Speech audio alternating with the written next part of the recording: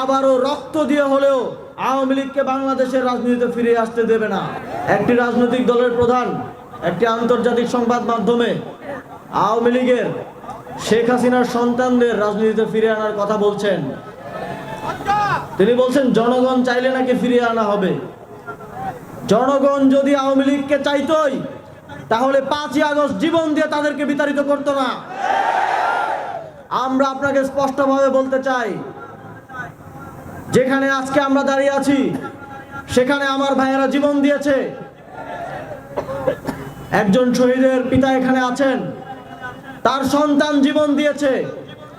আবারও শেখ হাসিনার সন্তানদের বাংলাদেশের রাজনীতিতে ফিরে আনার জন্য না। জিয়াউর রহমান, তাকে আমরা শ্রদ্ধা করি, কিন্তু তিনি একটাই ভুল করেছিলেন, তিনি শেখ হাসিনাকে বাংলাদেশের রাজনীতিতে ফিরিয়ে এনেছিলেন।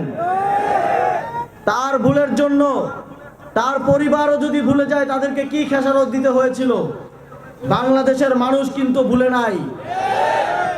আমরা কোনোভাবেই আপনাদেরকে সেই সুযোগ করে দিব না যার মাধ্যমে বাংলাদেশের জনগণ আবারও দীর্ঘ অত্যাচার, অন্যায়, জুলুমের শিকার হবে।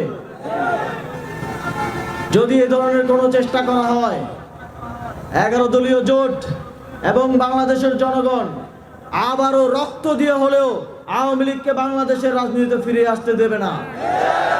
সকলে মিলে বাংলাদেশের অর্থনীতির চাকাকে সচল রাখার চেষ্টা করে রেমিটেন্স যোদ্ধারা যুদ্ধ চালিয়ে যায়, আর দুর্নীতিবাজ রাজনৈতিক নেতারা সোনার বাংলাদেশের লক্ষ কোটি কোটি মানুষের তিল তিল করে মাথার ঘাম পায়ে ফেলানো, রক্ত পানি করা এই সম্পদগুলো নির্দয়ের মতো বিদেশে পাচার করে সোনার বাংলাদেশকে শ্মশানে পরিণত করে রেখেছে।